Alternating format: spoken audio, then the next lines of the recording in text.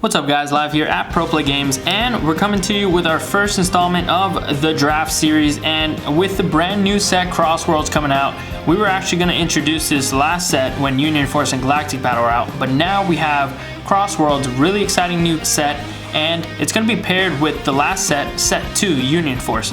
So with the draft box coming out in April, mid-April, you can actually pre-order your draft boxes on our website, proplaygames.com, and it's going to be a really exciting product because it's actually going to introduce a brand new draft format. So now you're going to be able to draft with 3 Crossworlds packs and 3 Union Force packs, and it's going to bring a lot of brand new deck building and a brand new interactions, things that you normally don't pay any mind to, especially with people that are just invested in standard. So you saw a big push from Bandai in the draft format last rotation when there was Galactic Battle and Crossworlds. They were really doing the draft promotion set along with GTS, the distributor, and they really wanted a lot of people to start drafting, and this is going to be something that we're going to see a lot more push from Bandai. We're going to see a lot of competitive environments, a lot of competitive tournaments that are going to be having these formats, and it's something to really start getting fine-tuned to, because it's something that you can actually get a lot of value out of, and it's something that Magic relies on heavily just because it's very good to get cards from the set. It's a very effective way for you to open booster packs. Sometimes you don't have enough budget or money to open boxes and boxes of product and get your cards that way. Drafting is a very economic and fun way, and a very interactive way of learning the game and acquiring cards at the same time. So without further ado, we're going to go into the first deck that I played in drafts. So the format, as you guys know, is 3 Crossworlds and 3 Union Force. You open the Union Force packs first, then you open the 3 Crossworlds packs, 1 pack at a time, and you pass it around. Any more information on the draft format, you can check on Bandai's website. They describe it very well as well. So anyways, my leader was Goku Black. Goku Black from Union Force. This is a blue leader. And on the other side, Goku Black once again, not as good. It only has the ability when it attacks when you're at 2 or less life. It gets double strike. So not really relevant. The only reason I picked this leader is because it has the ability of self-awakening. Just like Vegeta from Galactic Battle, you can take a life and put it in your energy if you have 2 or more blue energy, and you can use it as energy till the end of the turn. Then you can just off any one of your energy. So it's very good in multiple color decks when you need double blue, double green, double yellow, double whatever. You can get an energy from your life, so it's like critting yourself almost, but you can utilize that energy to stay there and cast a spell a little bit earlier than you normally do, and at the end of the turn you can just off any energy. So if you get a black energy and you don't need it and you really just want the colored energies, you can off the black energy or anything like that. So a fantastic leader, helped me self-awaken and get my advantage earlier than other decks. Now this was a 4-color deck. So normally you want to stick to 2 colors, 1 color, just makes it more effective. But when you're drafting with a lot of players, sometimes some players won't go certain colors because they see a lot of those good cards in the pack, and they're already they pulled a rare and they want to go that color and they just want to stick to that color. And sometimes colors end up being just not really attended to. So it goes for just being able to read the scenario, read the pack, and see exactly what's left. So the 4 colors here, the first one was blue. Bulma is for my 1-drop. Bulma is able to search a lot of Trunks' future targets, which are in Union Force and in Crossworlds. 2 drops here were the for creatures. It was Majin Defire, West Supreme Kai, very good for energy. It does produce only blue energy. It does require 2 blues, so it was very mana intensive, but worst case, because these cards might require double or 1 of the same color, you can always use them as energy as worst case scenario. Universal Grand Supreme Kai. This was actually very good. It's kind of like a Bulma, but it searches a Grand Supreme Kai, so it could search this West Supreme Kai right here. It could also search one of the 10k boosts, which you'll see later, the Supreme Kai of Time, the black super combo, actually. And then you have Mafuba. Very good to stop your opponent's attacks, and it's just a very good battle trick. And then you have Powers Combined Kibito Kai, which is actually a super combo from the new set, and that's from Crossworlds, and my leader was blue, so that's the new blue super combo, so much like Piccolo. And this was obviously, you know, a given. You know, I was able to be lucky enough to draft it, so I wanted to make sure I picked the blue leader in order to utilize that as much as possible.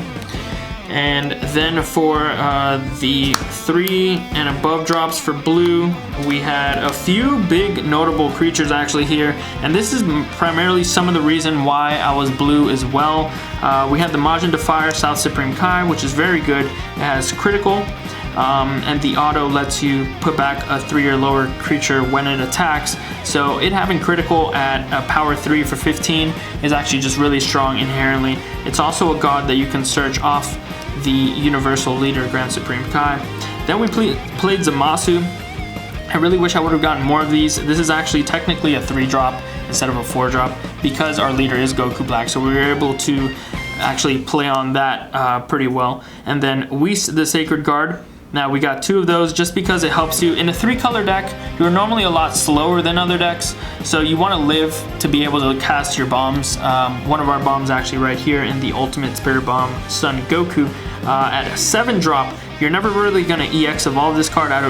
There was no targets whatsoever for me to just cast it for the 1 energy over a Goku, but at 7 energy in a draft format, it's actually very easy and feasible for you to cast cards that are high energy cost. So that was extremely good for that. Next we had Zamasu, the Alert God. Zamasu is actually a very good card just for a 6 energy indestructible 25k body, but because our leader is Goku Black, he actually has an added ability of being able to make any card in your hand technically a negate without any energy up whatsoever. He can only use that ability once per turn, but it's still like just always having a negate, and it's very safe. You can drop this on 6, tap out, and then be able to successfully live till turn 7 or 8 and drop other bombs. So that was very good for that lineup as well. So that was the whole blue lineup from what and a Zeno. Zeno is very good for just resetting the game. If you fall way too far behind, then it's a good card to just reset and just get back in there. And if not, you know, it's always all these cards. Sometimes you may not be able to cast them when you want to, but they're always energy. That's the beauty of it. And then we played green as our 2nd color, and our lineup for green was actually pretty lackluster, but it was still something that it was still worth playing. We played the Bundle of Curiosity Son Goku. It was just a Goku name, and it's just something that lets you cycle. Remember, these will be normally played as energy when I see them. There's a lot of cards in this deck on the green portion which you need a triple green for, so I would find myself charging a lot of these. Terra Scythe Goku Black, which actually searches our Zamasu, our 6-drop Zamasu, and that's actually very useful because that is technically a win con, and that's actually really interesting because in Crossworlds you only have 1 target, and when you draft with Union Force you actually have 2 targets. You have that 3-drop Zamasu and the 6-drop Zamasu, and if you ever draft the 10-drop Zamasu, then you got that as well. Then you got a Martial Expert Tien. Tien that was kind of like a last-minute addition. I mean, it's normally a staple in every deck that has a green leader. The thing is, you can't summon the Tien for 2 energy when you combo with it in this deck because your leader is not green, but it is still something that we can cast worst case scenario if we're put in the position where we don't find blue early enough in order to activate our self-harm ability, and we open too many greens, and we actually just have this to cast on 3. It's also just a removal spell. Like, Tien is very good for just removing any type of cards on the board. Then we have Full Power Trunks. That's a target for our Bulma, and it is a win con in itself. Triple Striker at 20k body, and it has a small little drawback of making all your opponent's blockers, but you know, worst case, it is a blocker. It is energy. And then we have Dauntless Spirit, Super Saiyan Blue Vegeta. Now this is just another rare.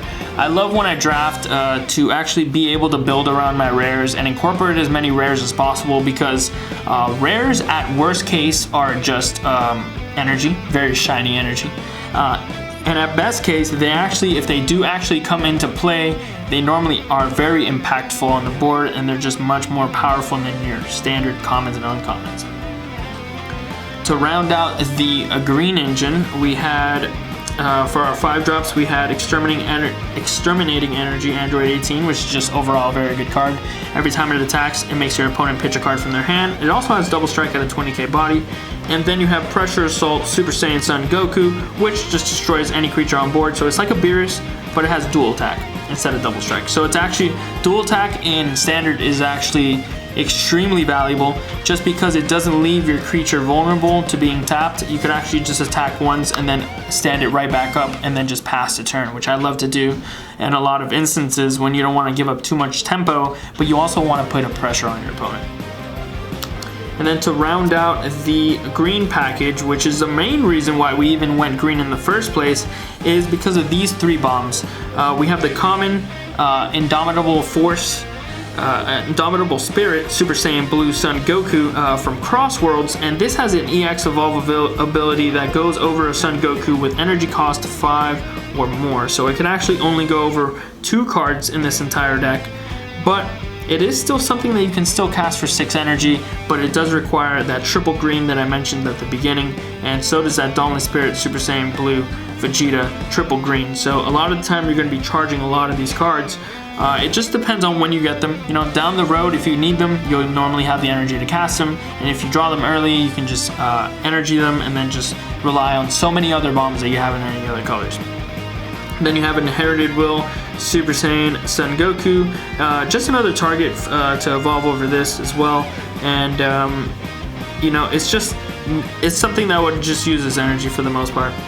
Piercing Super Saiyan Son 2 Gohan is the main, I want to say the main reason. I think this was the first pick of my Union Force pack. This was like the first pack that I opened, pack 1, pick 1. And this is just a very powerful card at a 25k body, 7 energy. It is pretty pricey as far as 7 energy goes, but it's still something that's very useful, and it's something that could just go for game because as soon as you play this card, your opponent actually cannot combo with cards 3 or less. So that really puts them in a situation where they need to have negates. Not even super combos can stop them, will help them.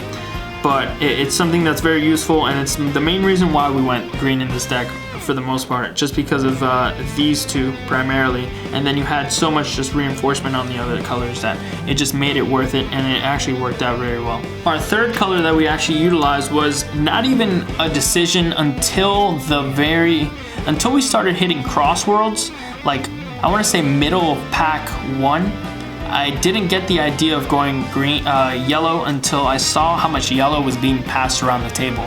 And when you see a lot of like a color, and you see Planet Vegetas going like pack, you know, pick 3, 4, 5, 6, you know, where it's successfully made its way around the whole table and nobody's picked it up, then you can effectively make the decision of saying, hey, I don't think anybody's going yellow at this point, because Union Force doesn't have a very strong yellow package, but Crossworlds has an extremely strong yellow package. So that's where we picked it up, and that's where the third color really went into fruition, and it actually started paying off. So Vegeta was something which was you know, much lower of a pick.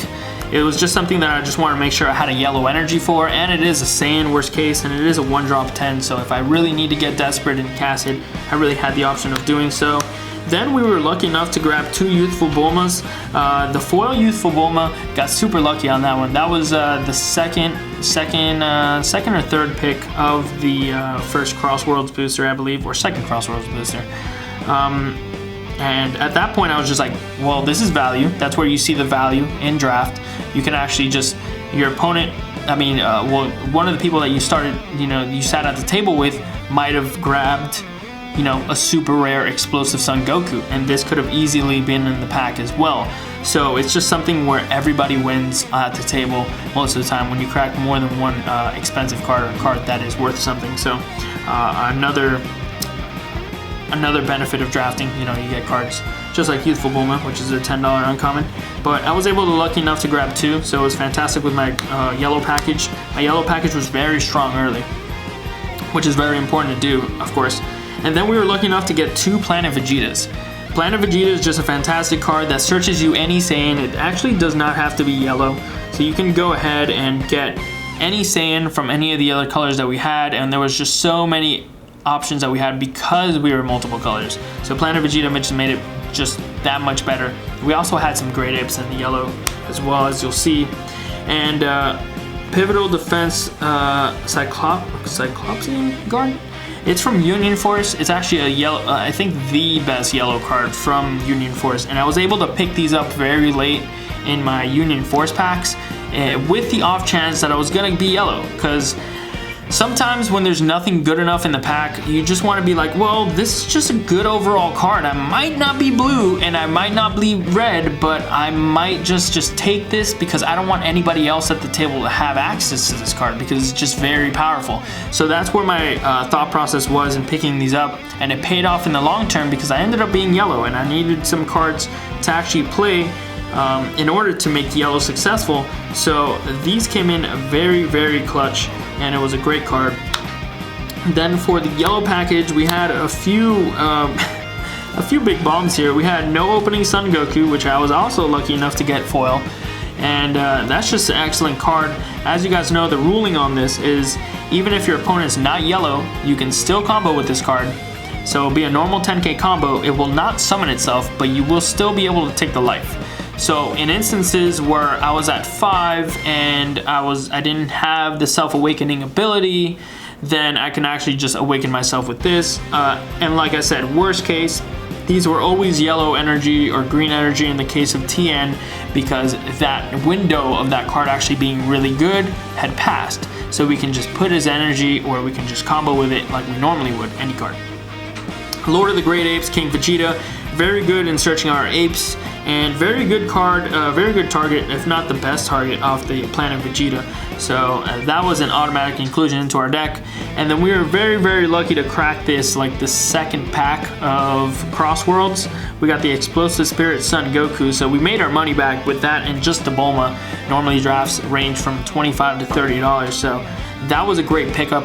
And this is a very good card. Unfortunately, we were not a yellow leader, so we couldn't play Shigesh or have a Shigesh. I think I did draft a Shigesh, but the benefits of my leader being blue versus my leader being yellow and not having the self-awakening ability didn't pay off, so I just went with the blue leader instead. But this is still a very good card regardless. It just acts as a removal spell on your turn instead of on your opponent's with the Shigesh, which I was 100% fine with. Then for the apes, we did have 2 apes, I believe, 3 apes, there we go. 2 apes that we can actually grab, I believe. Yeah, we could only grab 2 apes with our Lord of the Great Apes, King Vegeta. Unfortunately, no King Vegeta. There's a lot of drafts where I've actually drafted this and the King Vegeta, but I was only able to grab, 2 apes this draft. One of them was a rare, which was passed like super late, fantastic. And the Torah, it being a 4, normally is very good with March. I wasn't able to get March, and I don't even think I would have played March in this deck, to be completely fair. But 20k blocker, very good. Also very good with the Planet Vegeta. I love having apes to utilize Planet Vegeta with, so I can be offensive as well as being defensive, so I don't really get punished for attacking in situations that others normally won't. Striker Bardock, fantastic card. If my leader is Saiyan, which Goku Black is a Saiyan/God, lets you look at the top 3 and actually get one to your hand and the rest to the graveyard. So very good to fuel Overwhelm, as well as being able to just filter through your deck. Obviously a great ape, it has critical, which is the best ape, honestly. You have critical and blocker, so you attack, and then on the defensive you're a blocker. And then the Great Protector, Great Ape, Bardock, but you only have 1 target for it, but like I said, energy, or you can EX Evolve. I did that once, and it's okay, but mostly it's energy and it's a target. Alright, so the last color that we went with, this would make it our 4th color, so technically a 4-color deck. We went with black, of course. Now, this is where I wasn't able to grab exactly what I wanted to get. Unfortunately, I believe in the commons and uncommons in Cross Worlds, there's not many Overrealm commons and uncommons that exist. I believe there's this and Mira off the top of my head. I might be completely off. But this is all I've been able to see for the past few drafts. This is the only Overrealm card that I ever draft, because this is the only one that I ever see. And it's so crazy because I value these very high, because they do turn on the super combo. And this super combo is actually very, very powerful. The only downside is that you need 5 cards in the warp area. So this being an Overwhelm 4 is just great. I normally wait obviously until I have 5 in the warp, because this is the only way to turn on my super combos, which thankfully enough I was lucky enough to see this card. But if you don't see this card and it's in your prize, or it's in the last card of your prize, then these are completely dead, which can be very just can be very bad, honestly. And then Time's Judgment, I think one of the best negates in the entire Crossworld pack, just because it doesn't require any type of energy. It's just colorless, obviously, so you can use, no matter what color deck you are, anybody can pick this. So I normally pick this not too early, because it is a common. You'll see a lot of copies, but it's something that I always grab at least one of, because it does have that buyback mechanic of 2 cards from your hand being sent to the graveyard to get it back to your hand, which is actually super useful in some scenarios. I haven't actually used that ability yet, but having that there is always just great, because you can just utilize dead cards, like I said, those TNs or those no opening sun Gokus, which you didn't get at the time that they were very effective. You can just turn them into a useful card in the form of another negate. So that was pretty much it. That was a 5-color contraption that I put together, and it actually led me to a 3-0 pod in my draft, luckily enough, and it was a very fun deck to play. Like I said, the main reason to do drafts is because you get to utilize a lot of these cards that you normally wouldn't utilize ever, or wouldn't have the chance to, because they're too slow in standard format. And I was able to pick up a few cool value cards. I was able to get an Explosive Sun Goku and a foil Youthful Bulma, a foil no opening Sun Goku, and I was able to grab a good amount of commons and uncommons that I would normally use in my standard deck. If I was going to be playing Bardock, for example, I'd have some, a good amount of 10Ks to just use. But anyways, draft format, fantastic. I cannot wait until mid-April when draft box number 2 comes out from Bandai. We're going to be hosting a lot of drafts. We've been hosting drafts, actually. We made up the format ourselves, and we draft here every night at Pro Play Games Miami, Monday 7 p.m. and we actually just draft any day that we have at least 4 players. We'll fire a draft. We always have the product for it, and we give out TPs for drafts too. So it gives some extra incentive. Not only do you purchase packs, quote unquote purchase packs, but you actually get to play for tournament packs, and you actually get to play for additional packs. So a very good format, very fun format. If your locals hasn't done it, please just contact them, see if they can mimic our structure. It's something that you want to start getting into and start getting experienced in, because you never know when Bandai drops that official format at regionals or at side events, and it's going to be something that you're going to be one step ahead of the competition, and it's a very fun format. So this is expansion number 1 and part of this episode of how to draft, and we're gonna start doing a lot more of these. If you do like these and you think that you've learned a good amount and you think that these videos give you some value, then please just drop a like and a comment down below. If not, we'll just go on to another series. We want to know what you guys want to see. So thank you guys again for watching this video. Till next time, stay pro.